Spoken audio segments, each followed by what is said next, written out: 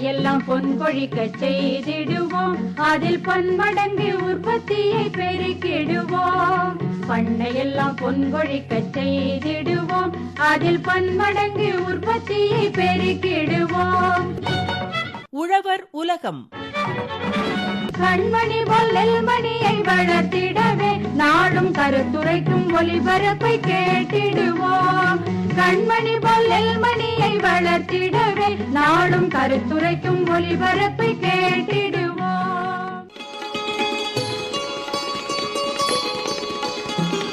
பயறு வகை பயிர்கள் சாகுபடி தொடர் நிகழ்ச்சி.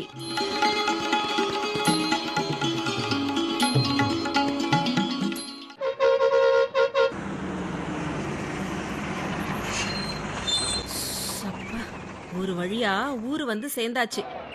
ஆமா, இந்த பிள்ளை வள்ளிய எங்க காணோம்? பஸ்ல இருந்து இறங்கலையா என்ன? அடடா, பஸ் கிளம்பிருச்சே. வள்ளி வள்ளி, அட இவ என்ன அந்த பக்கமா போறா? வள்ளி வள்ளி, எங்க போற? நாம இந்த பக்கமாவல்ல போகணும். இதோ வரேன் செல்வி. அது சரி, வீட்டுக்கு போற பாதையவே மறந்துட்டியா என்ன? அதெல்லாம் ஒண்ணும் இல்ல செல்வி, நீ வாங்கின பொருள்லாம் சரியா எடுத்துக்கிட்ட தானே? நான் எல்லாம் எடுத்துட்டேன் புள்ள. நீ தான் சந்தையில நிறைய பொருட்களை வாங்கின. எல்லாம் சரியா இருக்கான்னு ஒரு தடவை பாத்துக்க. எல்லாம் சரியா இருக்கு செல்வி. நான் பொருட்கள் எதையுமே கீழே வைக்கவே இல்லையே. நம்ம ஊரு சந்தையை விட பக்கத்து ஊரு சந்தையில பொருட்களும் அதிகமா கிடைக்குது, விலையும் குறைச்சலா இருக்கு. ஆமா ஆமா, என் பொண்ணு கேட்ட விளையாட்டு சாமான் கூட இங்கதானே கிடைச்சது. எத்தனை நாளா தேடிட்டு இருந்த தெரியுமா? என் பிள்ளைங்களும் நான் வாங்கிட்டு வந்த பொருட்களை பார்த்தா ரொம்ப சந்தோஷப்படுவாங்க. அது சரி, பஸ்ல நான் முன்னாடி இருக்கையில உட்கார்ந்துகிட்டு இருந்தேன். நீ கடைசி இருக்கையில இடம் இருக்கிறதா போய் அங்க உட்கார்ந்த. அதுக்கு பிறகு நான் எத்தனை முறை உன்னை திரும்பி திரும்பி பார்த்தேன் தெரியுமா? நீ என்ன கவனிக்கவே இல்லையே. உனக்கு முன்னாடி இருக்கையில இருந்தவங்க ஏதோ பேசிக்கிட்டு இருந்தாங்க, நீ அவங்க பேசினதையே காது கொடுத்து கேட்டுக்கிட்டு இருந்த. ஆமா செல்வி, நானே இத பத்தி உங்ககிட்ட சொல்லணும்னு இருந்தேன். அவங்க 2 பேரும் நம்ம ஊர் தானா? ஆரம்பத்துல இதுவும் அதுவுமா பேசிட்டு இருந்தவங்க போக போக அவங்க கழனிய பத்தி இல்ல பேச ஆரம்பிச்சிட்டாங்க. நீ அப்ப அவங்க பேசினதையே கேட்டுக்கிட்டு இருந்தியாக்கும்? ஆமா, அவங்க கழனியில கடைபிடிக்கிற நிறைய தகவல்களை சொல்லிக்கிட்டே வந்தாங்க. நான் கேட்டுக்கிட்டே இல்ல வந்தேன். அது சரி, அதனாலதான் நீ என்ன பார்க்கவே இல்ல போல. அவங்க இந்த உயிர் உரங்களை பத்தி பேச ஆரம்பிச்சாங்க.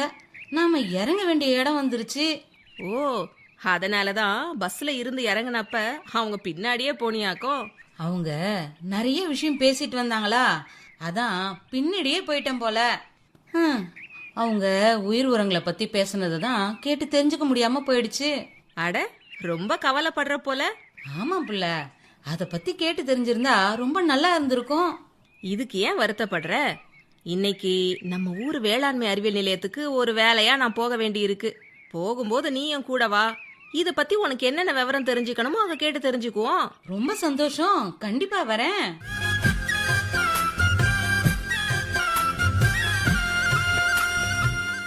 என்ன வள்ளி, சொன்ன நேரத்துக்கு சரியா வந்துட்டியே.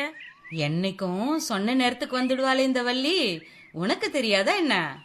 ஆமா, நம்ம வந்த விஷயம் என்னாச்சு? காரியத்துல கண்ணா இருப்பியே வள்ளி. திரூர் வேளாண்மை அறிவியல் நிலைய இணை பேராசிரியர் முனைவர் சி தமிழ்ச்செல்வி அவங்க பயறு வகை பயிர்களின் உற்பத்தியில் உயிர் உரங்களின் பங்கு பத்தி எடுத்து சொல்ல போறாங்க. நாம அதை கவனமா கேட்டுப்போமா?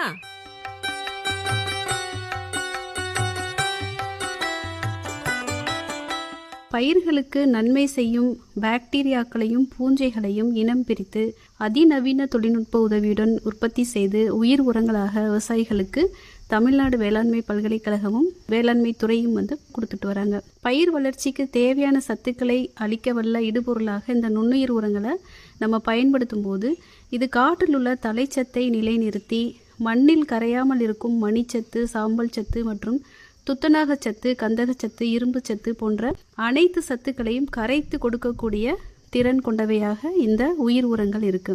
தலைச்சத்தை நிலைநிறுத்தக்கூடிய நுண்ணுயிர் உரங்கள்ல ரைசோபியம், அசோஸ்பைரலம், அசிட்டோபாக்டர், நீலப்பச்சை பாசி மற்றும் அசோலா போன்றவை ரொம்ப முக்கியமான உயிர் உரங்களாக கருதப்படுது.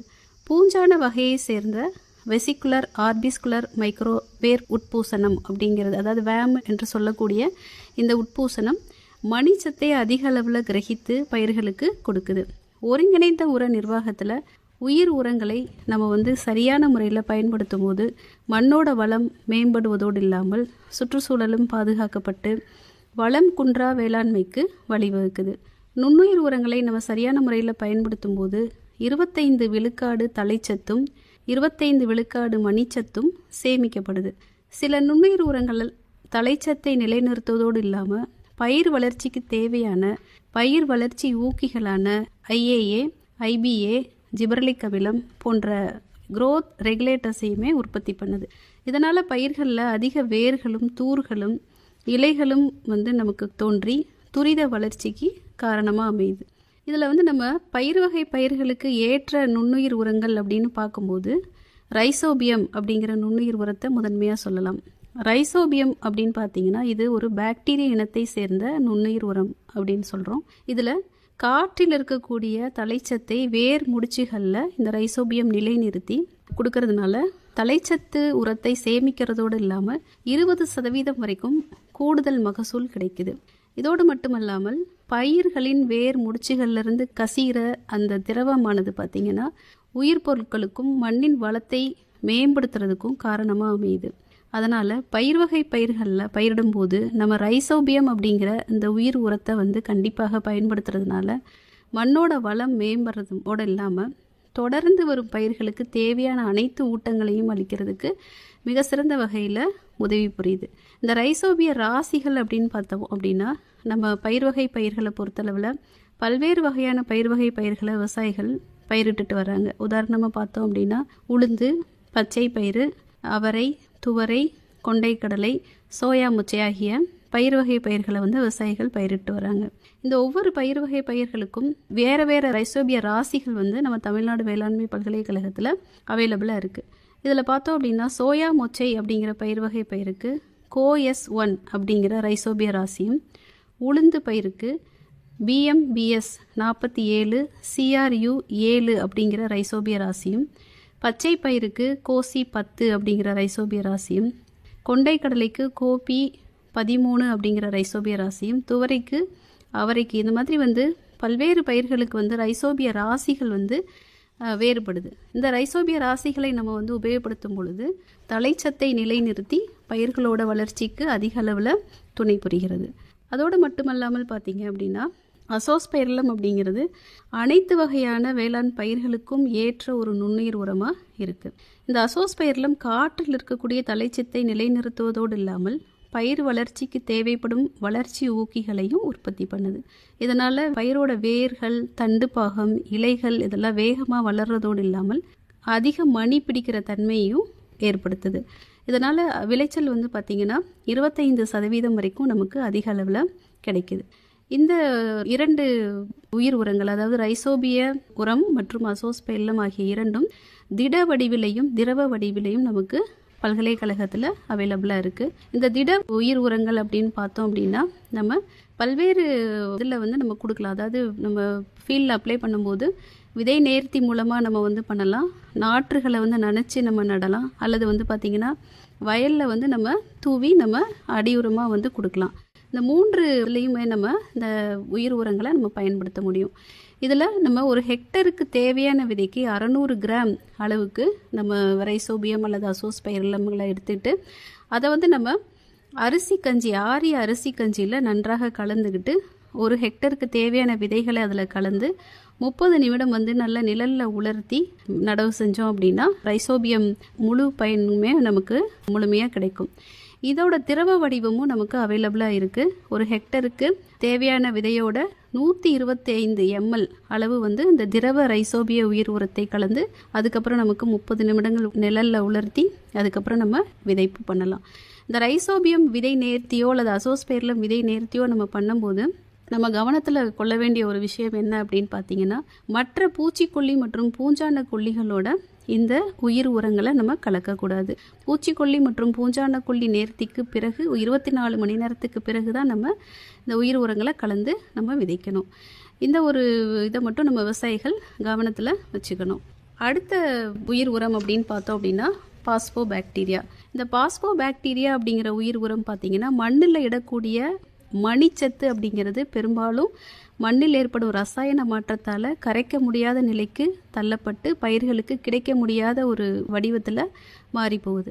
இந்த ஒரு நிலைமையை மாற்றுவதற்காக நம்ம பாஸ்போ பாக்டீரியா அப்படிங்கிற உயிர் உரத்தை நம்ம மண்ணில் போட சொல்கிறோம். பாஸ்போ பாக்டீரியா அப்படிங்கிற உயிர் உரம் மண்ணில் அதில் இருந்து சுரக்கும் அங்கக அமிலங்கள் மூலமாக கரையாமல் இருக்கக்கூடிய மணிச்சத்தை கரைத்து பயிர்கள் எடுத்துக்கொள்ளும் நிலைக்கு மாற்றி கொடுக்குது.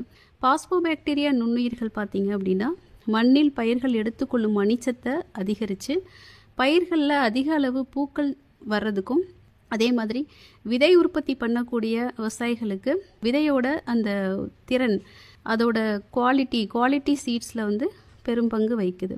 பாஸ்போ பாக்டீரியா நுண்ணுயிர்களை பயிர்களுக்கு நம்ம கொடுக்கறதுனால மணிச்சத்து உரங்கள் இடும் அளவை நம்ம 25% வரைக்கும் குறைக்கலாம். மணிச்சத்தை கரைத்து கொடுக்கக்கூடிய பாஸ்போ பாக்டீரியாவை தலைச்சத்தை நிறுத்தும் ரைசோபியம், அசோஸ்பைரலம், அஸ்ட்ரோபாக்டர் இது கூடயும் கலந்து நம்ம போடும்போது அதோட செயல்திறனும் நமக்கு அதிகமாகுது. அதனால் நம்ம வந்து அசோஸ்பைரலம், பாஸ்போ பாக்டீரியா, ரைசோபியம் இந்த உயிர் உரங்களை எல்லாமே நம்ம கலந்தும் பயிர் வகை பயிர்களுக்கு இட முடியும். இதையும் உபயோகிக்கும் முறை அப்படின்னு பார்த்தோம் அப்படின்னா ஆரிய அரிசி கஞ்சியில் தேவையான அளவு இந்த உயிர் உரங்களை கலந்து அதுக்கப்புறம் வந்து நம்ம ஒரு ஹெக்டேர் அளவுக்கு உள்ள விதைகளில் கலந்து நிழலில் ஒரு 30 நிமிடங்கள் உலர்த்தி அதற்கப்புறம் நம்ம நடவு பண்ணலாம். அடுத்ததாக பார்க்கக்கூடிய உயிர் உரம் அப்படின்னு பார்த்தீங்கன்னா அசோஃபாஸ். இந்த உயிர் உரமானது அசோஸ்பைரலம் மற்றும் பாஸ்போ பாக்டீரியா இரண்டும் சேர்ந்த கலவையாக ஒரு உயிர் உரமாக கொடுத்துருக்குறாங்க. இந்த உரம் வந்து அசோஸ்பைரலம் மற்றும் பாஸ்போ பாக்டீரியாவுக்கு மாற்றா அசோஃபாஸ் அப்படிங்கிற வடிவத்தில் கிடைக்குது. அடுத்ததாக பார்த்தோம் அப்படின்னா வேர் உட்பூசனம்.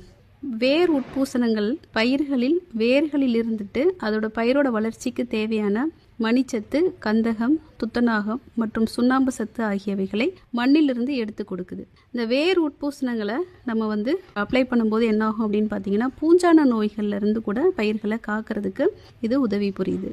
இதோட அளவுகள் அப்படின்னு பார்த்தோம் அப்படின்னா நாற்றங்காலில் இடக்கூடிய இடமா இருந்தது அப்படின்னா 100 கிராம் அளவுக்கு இந்த வேர் உட்பூசனத்தை பயன்படுத்தினா போதும். இதுவே வந்து பாலி பேக்கில் நம்ம செடிகளை வளர்க்குறோம் அப்படின்னா 5 முதல் 10 கிராம் அளவுக்கு உபயோகப்படுத்தலாம்.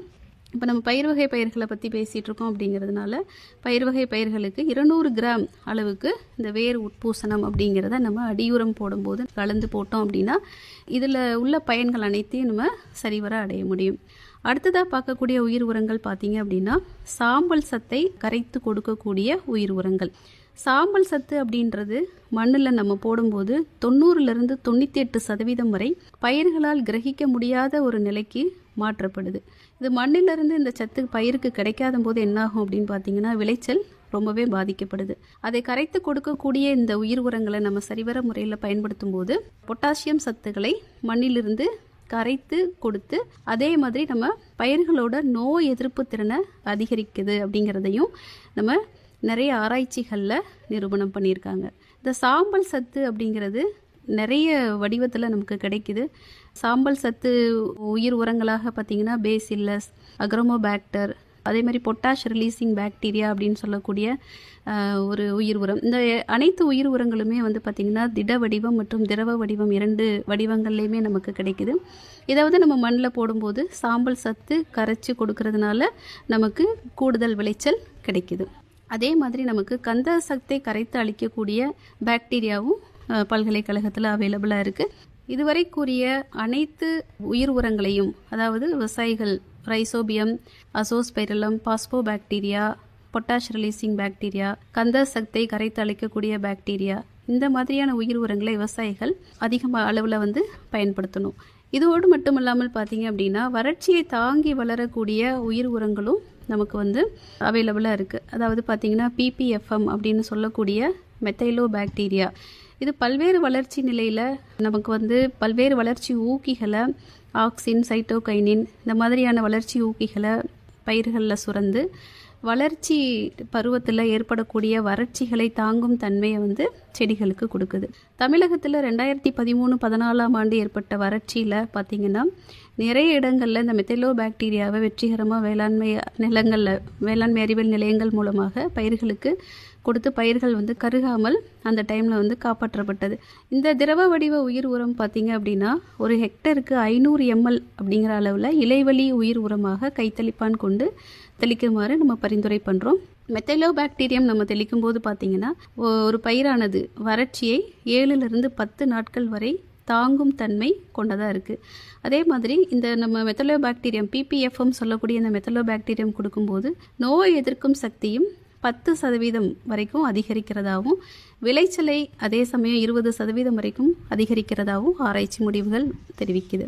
இந்த உயிர் உரங்களில் நம்ம வந்து இப்போ நவீன வகையான உயிர் உரங்களை நிறைய வந்து தமிழ்நாடு வேளாண்மை பல்கலைக்கழகம் அறிமுகப்படுத்துகிறாங்க.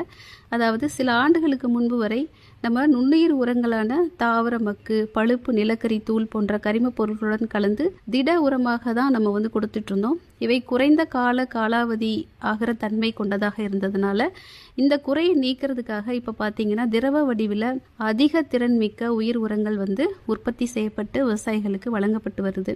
இந்த திரவ உயிர் உரங்களை வந்து ஒரு ஆண்டு வரை வைத்தும் நம்ம வந்து பயன்படுத்தலாம். இதுலேயே வந்து பார்த்திங்கன்னா அனைத்து வகையான உயிர் உரங்களுமே இப்போ திரவ வடிவில் கிடைக்குது. ரைசோஸ்பியம், அசோஸ்பைரிலம், பாஸ்போபாக்டீரியா, மெத்தலோபாக்டீரியா போன்ற உரங்கள், சூடோமோனாஸ் போன்ற வளர்ச்சி ஊக்கி மற்றும் உயிர் எதிர்கொல்லி, இது அனைத்துமே பார்த்திங்கன்னா உழவர்களுக்கு திரவ வடிவில் இப்போ நம்ம கொடுத்துட்ருக்கோம். இதையே நம்ம அப்ளிகேஷன் மெத்தட்ஸ் அப்படின்னு பார்த்தோம் அப்படின்னா இதை விதை நேர்த்தியும் பண்ணலாம், நாற்று நேர்த்தி பண்ணலாம், நாற்றங்காலில் போடலாம், அல்லது பயிர்களுக்கு நேரடியாக நம்ம கொடுக்கலாம், தெளிப்பானை கொண்டு இலைவழி தெளித்தல் முறையிலும் கொடுக்கலாம், சொட்டு நீர் பாசனம் வழியாகவும் நம்ம இந்த திரவ வடிவ உரங்களை நம்ம கொடுக்க முடியும். இதே திட வடிவ உரங்களில் வந்து நம்ம சொட்டு நீர் பாசனம் வழியால் நம்ம கொடுக்க முடியாத அந்த ஒரு குறைபாடு இருந்ததுனால இப்போ கொடுக்கக்கூடிய இந்த திரவ வடிவ உயிர் உரங்கள் பார்த்திங்கன்னா பல்வேறு வழியாக நம்ம செடிகளுக்கு வந்து கொடுக்கறதுக்கு ஏதுவாக இருக்கிறத நம்ம பார்க்க முடியுது. இதே பார்த்திங்கன்னா நம்ம விதை நேர்த்தியில் 125 ml ஒரு ஹெக்டர் விதைக்கு நம்ம திரவ வடிவ உயிர் உரங்களை பயன்படுத்தினா போதுமானது. நாற்று நேர்த்தி பண்ணுறவங்க 375 ml ஒரு ஹெக்டர் அளவுக்கு நம்ம வந்து கொடுத்தா போதுமானது. இதே மண்ணில் இடும்போது நம்ம 1/2 லிட்டர் அளவுக்கு ஒரு ஹெக்டருக்கு நம்ம கொடுக்கலாம். சொட்டு நீர் பாசனம் வழியாக கொடுக்கும் பொழுது 1/2 லிட்டர் ஒரு ஹெக்டர், 500 ml ஒரு ஹெக்டருக்கு நம்ம 2 தடவைகள் ஒரு நாளில் வந்து நம்ம சொட்டு நீர் வழியாக இந்த திரவ வடிவ உரங்களை கொடுக்கலாம். இதோடு மட்டும் இல்லாமல் பார்த்தீங்கன்னா இப்போது உயிர் உரம் கலந்த விதைகள் விதை நேர்த்தி செய்யப்பட்டு விவசாயிகளுக்கு வழங்கப்பட்டும் வருகிறது. அதாவது உயிர் உரங்களில் பொதுவாக விதை நேர்த்தி, நாற்று நேர்த்தி அல்லது நேரடியாக மண்ணில் இடுதல் இந்த முறை தான் வந்து வழக்கமாக இருந்துகிட்ருக்கு.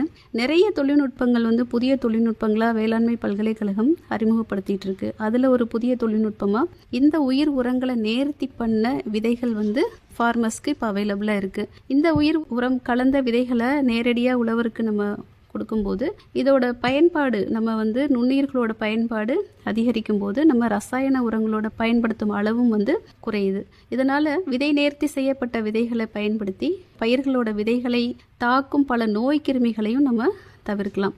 இந்த விதைகள் வந்து 100% முளைப்பு திறன் கொண்டதாகவும் இருக்கிறது. அப்படிங்கிறதுனால நம்ம மகசூலையும் அதிகரிக்கிற வகையில் இதை வந்து கொடுத்துருக்குறாங்க. இதுவரை கூறிய அனைத்து தொழில்நுட்பங்களையும் விவசாயிகள் பயன்படுத்தி பயனடையுமாறு வேளாண்மை அறிவியல் நிலையம் சார்பாக கேட்டுக்கொள்கிறோம்.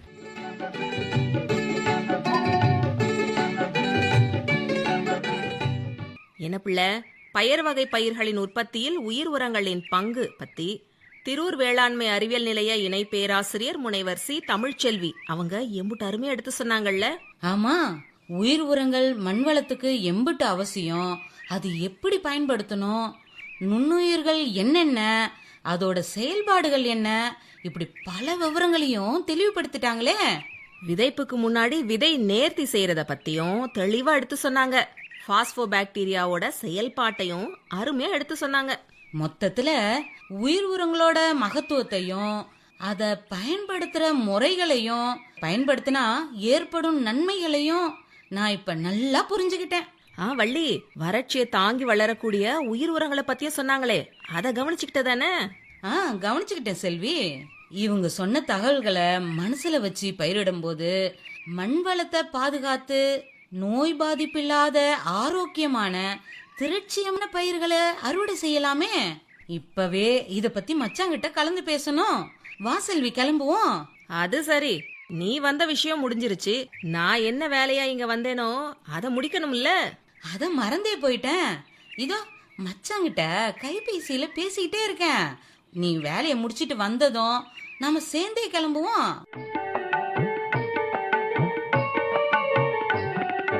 வளைத்த நிலத்தில் வளத்தை சேர்த்து கூட்ட வேணும் நல்ல தரம். உழைத்த கையில் இருப்பது இப்ப ஊட்டமேற்றிய தொழு உரம். வளைத்த நிலத்தில் வளத்தை சேர்த்து கூட்ட வேணும் நல்ல தரம். உழைத்த கையில் இருப்பது இப்ப ஊட்டமேற்றிய தொழு உரம்.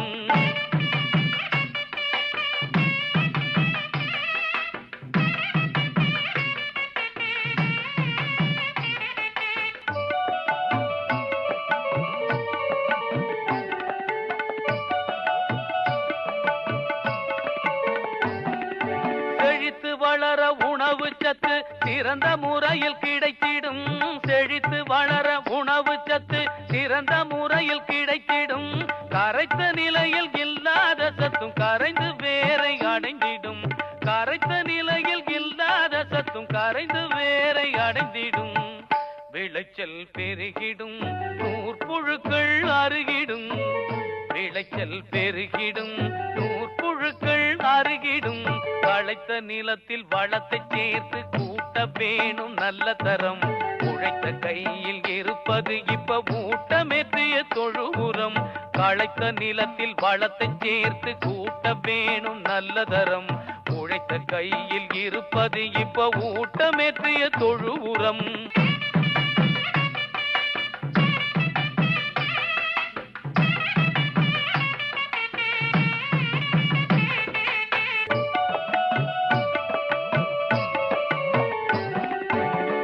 குவியல 300 கிலோ தொழு உரத்தை போட்டு யூரியட்ட பொட்டாஷோடு கலந்துடு சூப்பர் பாஸ்பேட். காத்து புகாமலே சேர்த்தால் மெழுகி காத்திரு 30 நாளு. காத்து புகாமலே சேர்த்தால் மெழுகி காத்திரு 30 நாளு. ஊட்டமேற்றிய தொழு உரம் போட்டு பார்த்துட்டு அப்புறம் கேளு. விளைச்சல் பெருகிடும், நூற்புழுக்கள் அருகிடும். வளைத்த நிலத்தில் வளத்தை சேர்த்து கூட்ட வேணும் நல்ல தரம். உழைத்த கையில் இருப்பது இப்ப ஊட்டமேற்றிய தொழு உரம். இனி தொடர்வது வேளாண் செய்திகள். மல்பெரி சாகுபடியில் அங்கக பயன்பாடு. எந்த ஒரு பயிரும் நீர்வளம் நிலவளமின்றி செழித்து வளராது.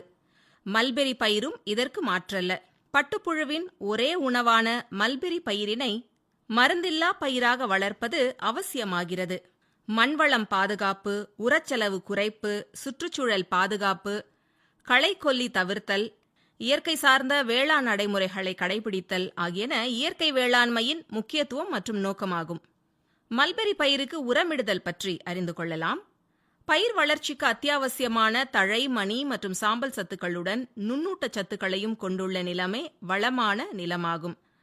அவ்வாறு மல்பெரி பயிர் செழிப்பாக வளர 1 ஏக்கர் மல்பெரி தோட்டத்திற்கு ஆண்டுக்கு முறையே தொழு உரம் 8 முதல் 10 டன் 2 முறை இட வேண்டும். தழை, மணி மற்றும் சாம்பல் சத்துக்கள் முறையே 120:48:48 என்ற அளவிலும், குறிப்பாக V1 ரக மல்பெரி பயிருக்கு 140:56:56 என்ற விகிதத்தில் தழைமணி மற்றும் சாம்பல் சத்துக்கள் தேவைப்படுகிறது. ரசாயன உரங்களை பயன்படுத்துவதால் உரச்செலவு அதிகமாகிறது. இச்செலவை குறைக்க பசுந்தழை உரங்கள், பசுந்தாள் உரங்கள், ஊட்டமேற்றிய தொழு உரம், உயிர் உரங்கள் ஆகியவற்றை பயன்படுத்தலாம். முதலில் பசுந்தழை உரங்களை பற்றி அறிந்து கொள்ளலாம். பண்ணையினை சுற்றிலும் தானாக வளர்ந்துள்ள செடி மற்றும் மரங்களான கிளைரிசிடியா, புங்கன், வேம்பு, எருக்கம் மற்றும் கொழுஞ்சி போன்றவற்றை அறுவடை செய்து குழியிலிட்டு மக்க வைத்து நிலத்திற்கு இடலாம் அல்லது நேரடியாகவே நிலத்தில் இடலாம். பசுந்தாள் உரங்கள் என்றால் என்ன? மல்பெரி பயிரின் இடைவெளிகளில் சனப்பு, தக்கைப்பூண்டு, கொள்ளு போன்ற பசுந்தாள் பயிர்களை விதைப்பு செய்து பூப்பதற்கு முன்னரே நிலத்தில் மடக்கி உழவு செய்யலாம். இதனால் களை வளர்வது தடுப்பதுடன் களைக்கொல்லி பயன்பாட்டினையும் தவிர்க்கலாம்.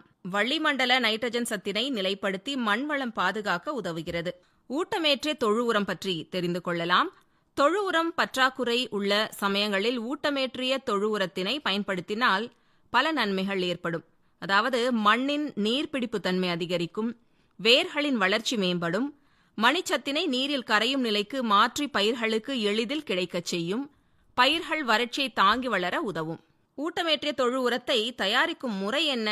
மல்பெரி மற்றும் பிற பண்ணை கழிவுகள், பட்டுப்புழுவின் படுக்கை கழிவுகள், மாட்டு சாணம் ஆகியவற்றை நன்கு கலந்து ஒரு குழியில் இட வேண்டும். இதனுடன் 1 டன் கலவைக்கு 50 கிலோ ராக் பாஸ்பேட் இட்டு நன்கு கலக்க வேண்டும். குழி நிரம்பிய பின்னர் மண் கலவையினால் பூசி மூடிவிட வேண்டும். 15 நாட்களுக்கு ஒருமுறை கிளறிவிட்டு மூடிவிட வேண்டும். 6 மாதங்களில் நன்கு மக்கிய ஊட்டமேற்றிய தொழு உரம் தயாராகும். இவ்வாறு தயாரித்த உரத்தினை 1 டன் அசட்டோபாக்டர் உயிர் உரத்துடன் 1 கிலோ என்ற விகிதத்தில் கலந்து பயன்படுத்தலாம். காற்றில் இருக்கும் தழைச்சத்தை நிலைநிறுத்தியும் மண்ணில் கரையாமல் இருக்கும் மணிச்சத்தினை கரைத்தும் கொடுக்கக்கூடிய திறன் பெற்ற நுண்ணுயிர்கள் உயிர் உரங்கள் என அழைக்கப்படுகின்றன. ஏக்கருக்கு 1.6 கிலோ உயிர் உரத்தினை 80 கிலோ நன்கு மக்கிய தூளாக்கப்பட்ட தொழு உரத்துடன் கலந்து மல்பெரி செடிகளின் வரிசைகளுக்கிடையே இட்டு மூடி நீர்ப்பாசனம் செய்திட வேண்டும். உயிர் உரங்களை ரசாயன உரங்கள் இடுவதற்கு 10 முதல் 15 நாட்களுக்கு முன்னதாகவோ அல்லது பின்போ இட வேண்டும். இவ்வாறு செய்வதனால் 50% அளவிற்கு தழைச்சத்து அளிக்கும் ரசாயன உரங்கள் இடுவதை குறைப்பதுடன் மண்வளம் பாதுகாக்கப்படுகிறது.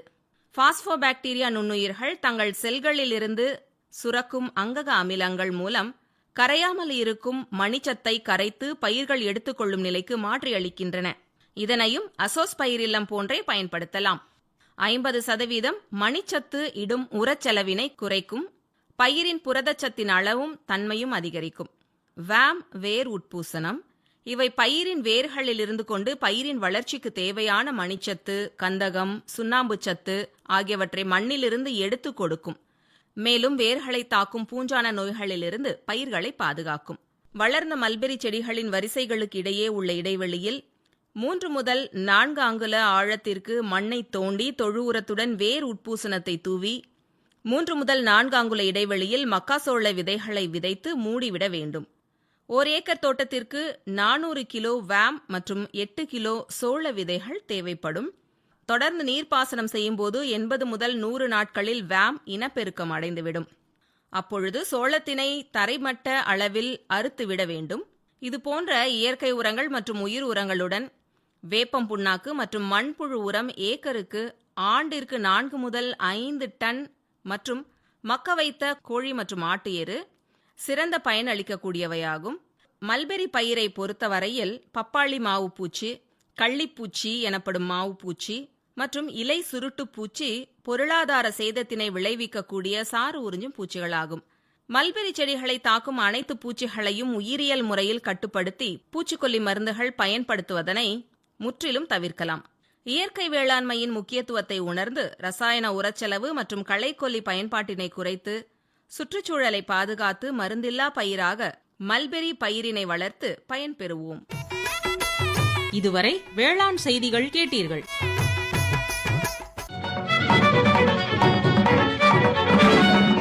பொருளத்தனையும் விளைத்திடுவோம், நித்தம் உழைப்பால் நில மகளை வணங்கிடுவோம். அமைப்பில் உதவி வி. உஷா. உண்ணும் பொருளத்தனையும் விளைத்திடுவோம், நித்தம் உழைப்பால் நில மகளை வணங்கிடுவோம். அமைப்பு எஸ். முருகேசன்.